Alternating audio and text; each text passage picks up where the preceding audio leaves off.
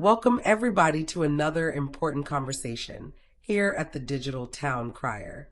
Today we begin a brand new series called Understanding Mental Health Diagnoses. This series is all about education, compassion, and breaking stigma surrounding mental health. Today's episode is titled Depression More Than Feeling Sad, because depression is one of the most misunderstood mental health conditions in the world. People throw the word around casually. I'm depressed because my team lost, or I'm depressed because I had a bad day. But clinical depression is much deeper than temporary sadness. And to help us unpack this important topic, we are joined by therapist Gladys Wilson. Welcome, everyone. Thank you so much, Lola. How are you doing? I'm so glad we are choosing to work on these topics where we break down different diagnoses. So, depression, like you've already said, is often hidden in plain sight. Some people are battling it without us even knowing. They still go to work sometimes, they take care of their children, they smile in public, and they post online even if they are not feeling okay. And that's why a conversation like this truly matters. I am doing well, Gladys. Thank you so much for asking. Let's start with the basics. What exactly is depression? So, depression is more than sadness. Sadness is a normal emotions that humans feel. We feel sad after disappointment, grief, rejection, or loss. Usually, these feelings come and go. Clinical depression, specifically major depression, is different because it affects the person's ability to function in their daily life. So many people may experience constant exhaustion, hopelessness, loss of interest in activities they once enjoyed, difficulty concentrating, sleeping too much or not sleeping enough, appetite changes, irritability, feelings of worthlessness, and emotional numbness. For some people, simply getting up and getting out of bed can feel like a really overwhelming task. And that's something I think people miss. Depression doesn't always look like crying all day. Exactly. Some depressed people don't cry at all. Some become emotionally flat. Others become angry and irritable. Depression can look like isolation, burnout, overworking, substance abuse, and even perfectionism. You mentioned people hiding depression while functioning. Let's talk about high functioning depression. High functioning depression is when people appear successful and productive outwardly, but internally they're struggling deeply. These are often the people everyone depends on: the employee who never misses work, the parent caring for everyone else, the student who's making the good grades, the friend who keeps everyone laughing. But internally, they may feel empty, exhausted, disconnected, or even hopeless. Sometimes people don't seek help because they tell themselves, well, I'm still functioning, or, so maybe it's not that bad since I'm still functioning. But survival is not the same thing as living well. That part right there. A lot of people are surviving, not actually enjoying life. So, one thing society struggles with is recognizing depression in men. Yes, and because many men are taught from childhood to suppress their emotions, they hear phrases like man up, stop crying, be strong. So instead of expressing sadness, depression in men may show up as anger, aggression, emotional withdrawal, overworking, substance use, and risk taking behaviors. This is why it's so powerful when public figures speak openly. One person who has done that is Dwayne Johnson. Absolutely. And, we all love Dwayne The Rock Johnson, and he has openly discussed severe depression after injuries ended his football dreams. He honestly helped a lot of men realize that there is strength in vulnerability and, being open with the way that they are feeling. I personally will always remember him from his WrestleMania days. And hearing someone society views as strong admit they struggled mentally helps reduce shame.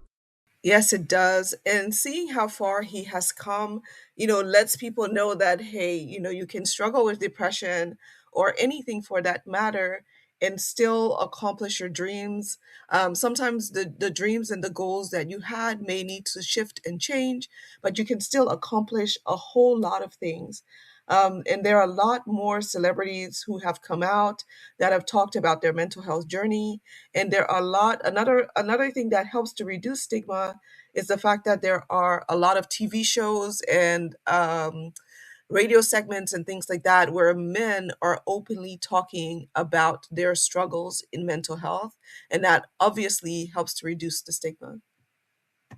So, some other celebrities that have come out and talked about their mental health journey are Selena Gomez, who openly discussed depression, anxiety, bipolar disorder while emphasizing the importance of therapy.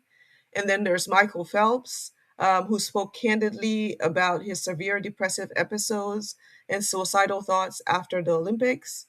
There's Ryan Reynolds, who has discussed lifelong struggles with anxiety and periods of depression. There's Lady Gaga, who frequently reminds people that it's okay to seek help and find support. And Prince Harry, who has been a vocal voice for grief, depression, and the importance of therapy. So these conversations matter. And when we see, celebrities and people that are on a higher platform that are speaking out, it really helps to reduce the stigma. It helps to keep people from suffering in silence. So much progress has been made in breaking the stigmas associated with mental health. What about teens? I feel like teen depression is rising.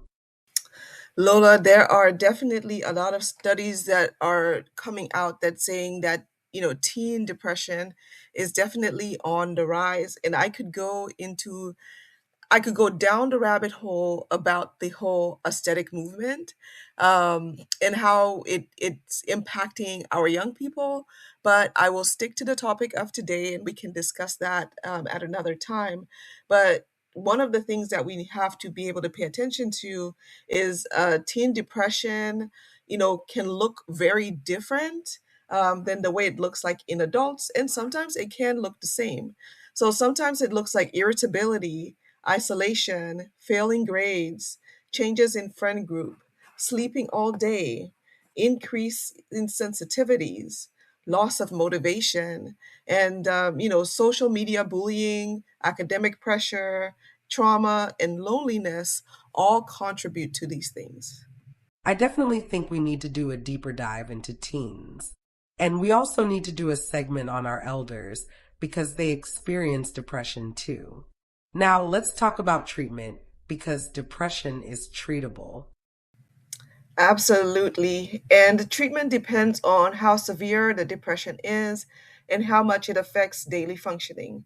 So, some people benefit from outpatient therapy, medication, lifestyle changes, support groups, and some others may require a higher level of care, which is intensive outpatient therapy programs, partial hospitalization, or inpatient hospitalization for safety and stabilization. There are also evidence based therapies that can help people process emotion, trauma, and behavior, and even their thoughts. So, some of these other therapies may include CBT, which is cognitive behavior therapy, DBT, which is dialectic behavior therapy, IFS, which is internal family systems, and EMDR for trauma related depression. Some individuals with treatment resistant depression may also benefit from TMS, or transcranial magnetic stimulation. The important thing is that there's no shame in seeking help. And so, seeking help is something that is the first step and is one of the most important steps. So if you have somebody in your life who you believe is struggling with depression, reach out for support, reach out for help. A lot of the time, I have heard people just going to their primary care physician and talking about the struggles they are experiencing, and then their primary care physician will help them to find will refer them to resources in their area and also help them to find somebody that is within their insurance. I know, like when I first went to the doctor, when I just recently went to the doctor, I actually had to fill out the PHQ-9, and it's something I myself would give to my patients when they're coming in new, and we do it periodically, like through the counseling relationship. And I can remember doing it and thinking, you know what, this is fabulous. I'm glad that the medical world is seeing the importance of mental health, and so it's part of the packet that you do. It had been a little while since I had been to the doctor. And so I did that packet, and that was part of the packet. And I was really, really glad, super, super glad to see that the PHQ-9, which determines the level of depression a person is experiencing, was part of it. And then based on, the results, they would, I'm sure, refer to more services or, various things like that. I think people need to hear that healing is possible. It absolutely is, Lola. Depression lies to people. It tells them that things will never get better, that you are a burden, nobody cares. But depression is treatable, and support exists, and recovery is very much possible. Sometimes healing starts with one honest conversation, one therapy appointment, one trusted person, one moment of choosing to stay. So, Lola, I can see you gearing up to close, but I promised my Grey's Anatomy fans that I would use an example of Joe Wilson and talk about depression. So, please give me this minute. Are you kidding me? I want to hear this too. Let's not forget we are on our 100th rewatch right now.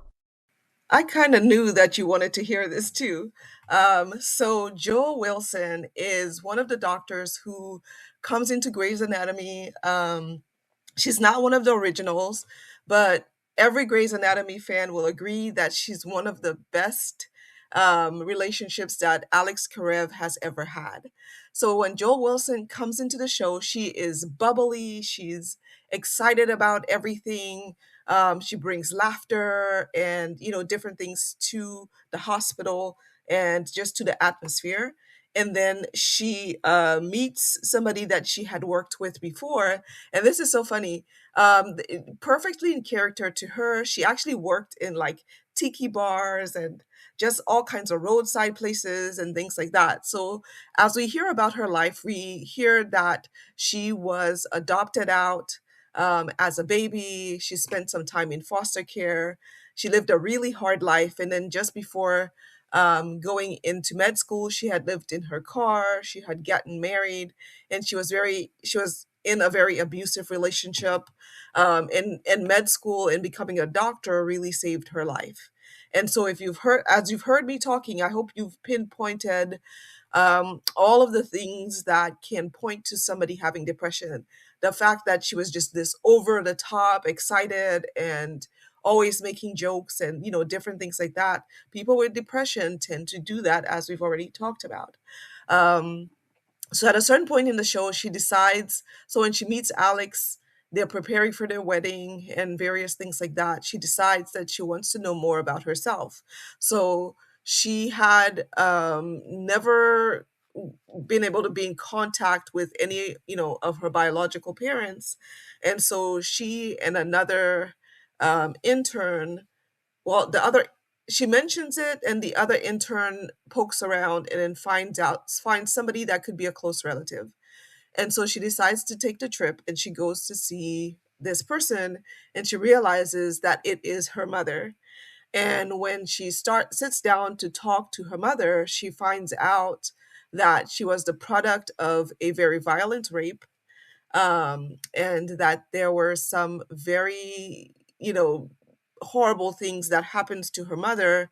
And her mother decided that she was going to give the baby up for adoption. And I think she left her at a fire station, if I'm correct.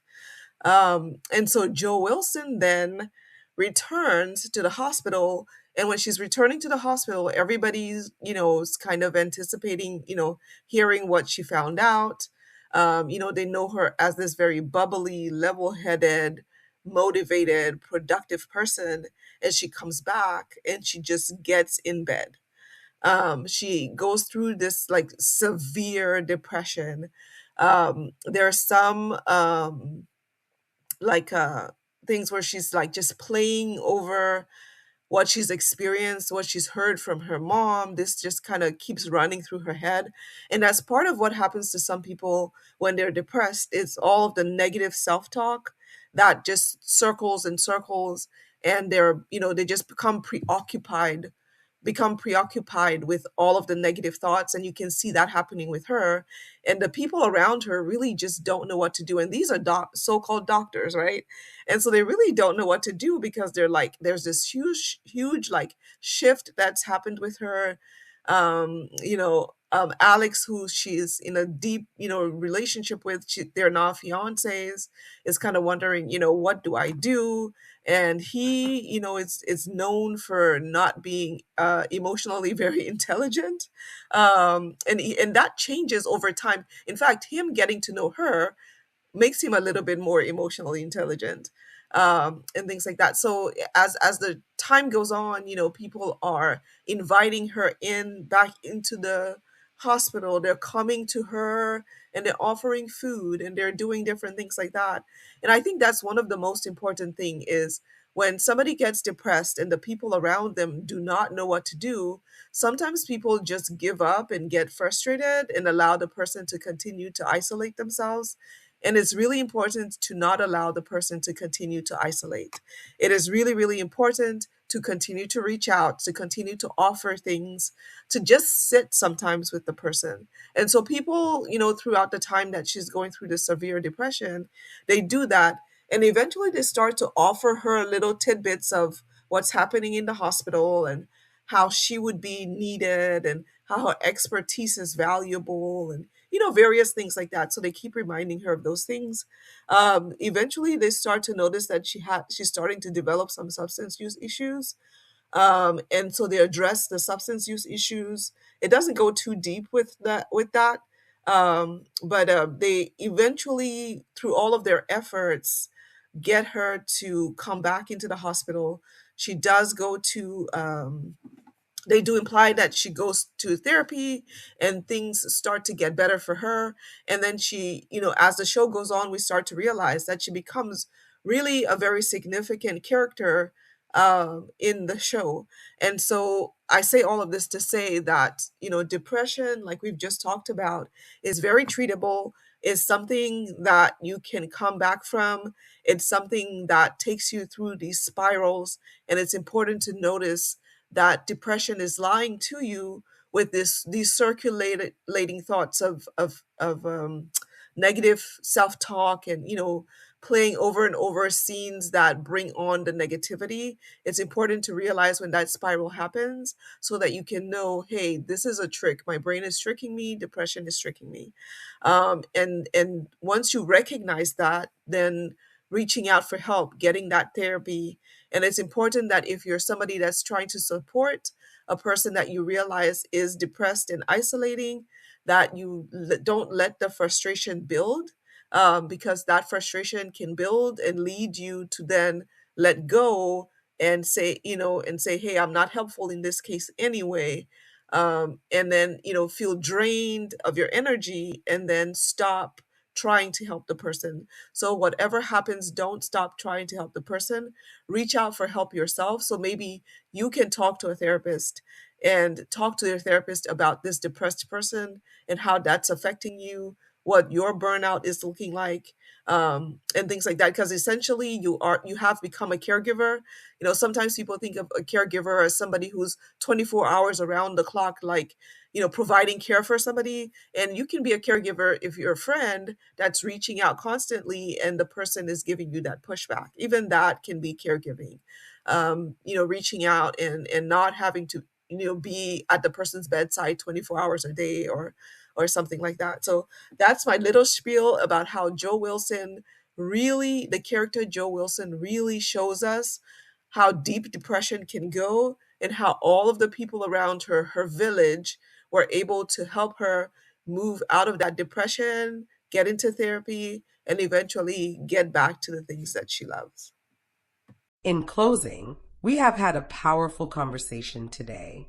If you or someone you know is struggling with depression, please know you do not have to face it alone. Seeking support is not weakness, it is courage. Thank you, Gladys, for always being ready to share your expertise with us. This is Lola, your AI co-host. Next episode, we'll discuss anxiety disorders and what happens when worry begins taking over everyday life. Until next time, take care of yourselves and each other. Don't forget to like, comment, and subscribe.